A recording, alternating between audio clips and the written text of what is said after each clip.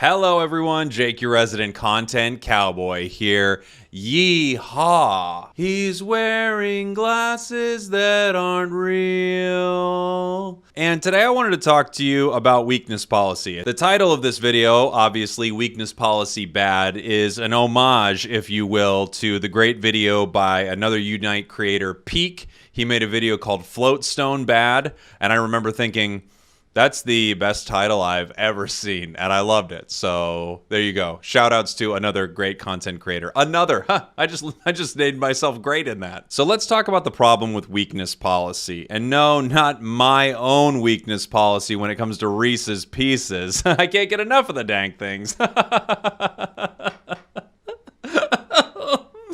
Why can't I stop eating the candy? I was talking to Math Geek over at the Math Court. Boy, I'm really dropping a lot of names today. I'm acting like a big shot. I was talking to Math Geek over at the Math Court, and I had some questions about cooldown reduction and lifesteal on Pokemon. Some of the numbers for that have come out, and it's up on UniteDB.com. We also talked a bit about the newer items inside the game, specifically weakness policy, an item that I've always been a little back and forth on. I kind of think it's not good, and I wanted to hear exactly how weakness policy worked. And after getting an explanation of weakness policy from Math Geek, I really think this item is not very viable on any Pokemon, and I will hopefully explain to you now, not as well as it was explained to me, how weakness policy works and why it's not a super strong choice. Let me take you into the game and let's take a look at the item right here. That way we can talk about it in front of it. I don't want to talk about it behind its back. Weakness policy. Okay, here's what the weakness policy does. It increases the Pokemon's attack. So this does almost nothing for a special attack based Pokemon, but increases the Pokemon's attack for a short time. That time frame is 4 seconds by a minimum of 3% when this Pokemon receives damage. The increase grows larger the more times it receives damage. This is at level 20, and that's its highest activated ability level, is level 20. That's the same for every single item. So this item doesn't get any better ability-wise if you upgrade it to 30. Its stats do. Its base stats get better, but its ability doesn't get any better. It stacks 4 times at 3%. So it gives you a 12% increase to your attack value.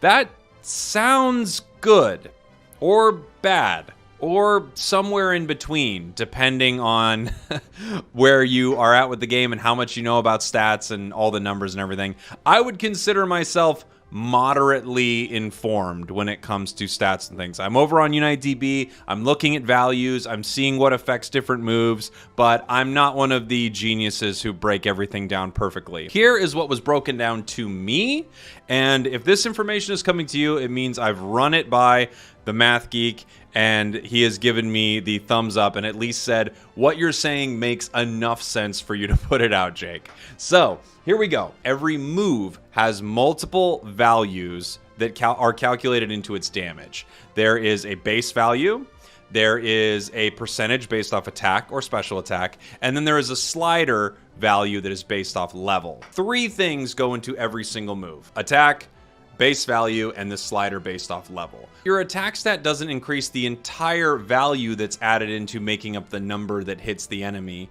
It increases a portion of it. About 50% of it gets increased. So even when you have an item like weakness policy that increases your base attack stat by 12% once you have all the stacks, so you have to be being hit multiple times, and it has to be within that cooldown window, it still only affects the ability the move about 50%. So on any given move, you can say that this at full stacks raises the damage maybe 6%. This is an example of a move over at UniteDB, one of the strongest moves, if not the strongest single move in the game, Fly by Talonflame. Sounds like I'm talking about a song. This Fly by Talonflame. It's off their new album, the Fly Flame Charge build.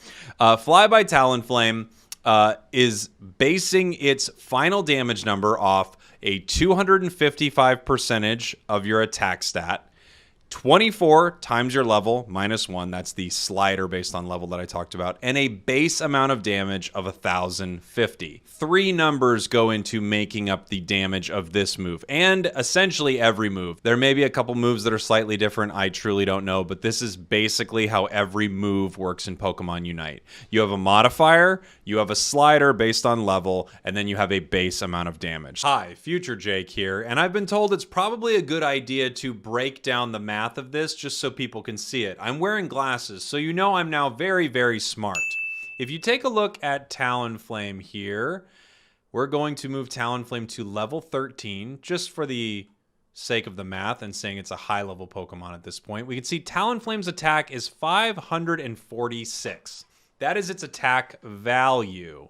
So when we come down here to look at Fly, we can do the math, and you can check my numbers, but I'm pretty close to right on this, I'm pretty sure. The attack is 546, so 255% of that brings it up to 1,392.3. That is the amount of damage added into Fly. You round down with numbers, so 1,392. Then the level slider, you are level 13. So it's 13 minus 1, so it's 12. You take that times level here, so 24 times that level, 12. That gives you the number of, I've written this all down, 288. Then you have the base damage of 1,050.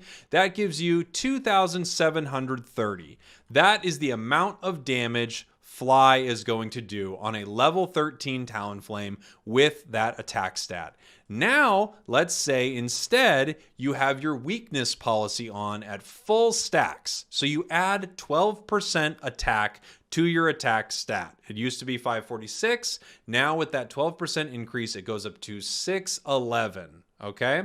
You take 611 instead of the 542 into that 255%, and you get 1,558. So instead of 1,392 being added to it, 1,558 is being added to it. So on a level 13 Talonflame, you get an extra 166 attack damage on that ability. That's already doing over 2,500 damage right there. That is the basic math of how that looks. You're getting 166 extra damage. Hopefully that little equation there will help everything make more sense when I get to the next section about why that is not a good amount of damage given other opportunities.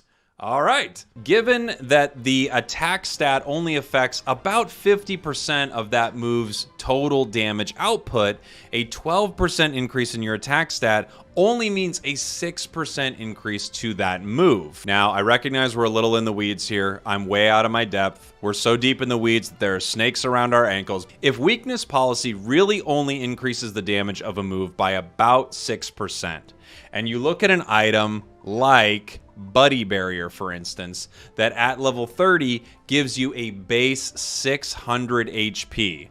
That is more than a 6% HP increase to every single Pokemon besides Blissey at level 15 that has 10,000 HP. The 6% increase you get from weakness policy, only when it is fully active, by the way, is negated by the passive stat bonus of Buddy Barrier. That doesn't include at all the ability that Buddy Barrier brings to the table. The activated ability on Buddy Barrier gives you a shield and an ally a shield up to a 40% of their max HP. Now, I know you might be saying right now, well, hold on a second, Jake. I just care about doing more damage, so that's why I want weakness policy. I'm up in the fight and I'm doing a ton of damage, and I want to, when I get hit, my attack stat increases, and I want to end up outputting more damage. Think about it this way for just a moment. If you are able to live long enough in an encounter or any other situation to do one additional move, if weakness policy even gave you 12% increase of damage on your moves, which is not exactly what it's doing, you would have to hit with 8 of your Pokemon's moves to make up for the fact that you were dead before you got to cast that final 9th move. Future Jake here to say, in the specific case of Talonflame's Fly, if you are able to land one more fly than you could because you stayed alive longer, that is the equivalent of landing 16 flies using your weakness policy at 4 stacks. Just when you think about it from the perspective of, an item can keep you around long enough to do more damage, I think you can see why an item like Weakness Policy is not so ideal and why so many people love items like Focus Band and Buddy Barrier. Essentially what I'm saying is, outside of the ability granted by a Buddy Barrier or a Focus Band or a Muscle Band or a Scope Lens if you're based on critting or a Score Shield, outside of the activated ability on it, if any of these can make you live longer in combat to hit with an additional move, then it was essentially already worth it. Not only is it already worth it, but if Buddy Barrier now gives an ally the ability to hit with more moves, the damage output of your team has increased dramatically. I hope this is all making sense, but basically living longer to hit with more moves is so much more valuable than hitting with moves with a 6% increase to those moves. Am I explaining this perfectly? Probably not. Are you able to follow along? I hope so. Have I met Gordon Ramsay in real life? I have. I don't see how it's relevant to this conversation, but it was really exciting. I hope all of that talk about Weakness Policy made sense. I haven't even gotten to the fact that Weakness Policy doesn't stay active all the time. You have to have multiple stacks, and the stacks run out really quickly, especially when enemies are running from you. So in general, I have been convinced to never run this item. I was already pretty sure this wasn't a great item on really anyone, and now I'm just 100% sure that I'm staying away from Weakness Policy. I'm not gonna lie, he also dropped some bombshells on me about some other items. If you're interested in more conversations like this and you'd like me to break down some other aspects of the game, let me know in the comments what is confusing and what maybe I can shed some light on, and I will get smarter people than me to tell it to me. Thank you all for watching. Thank you for listening. Is that a Reese's? No, it's not.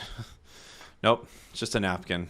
I thought it was, and I was gonna eat it. I love you. Goodbye. Mwah.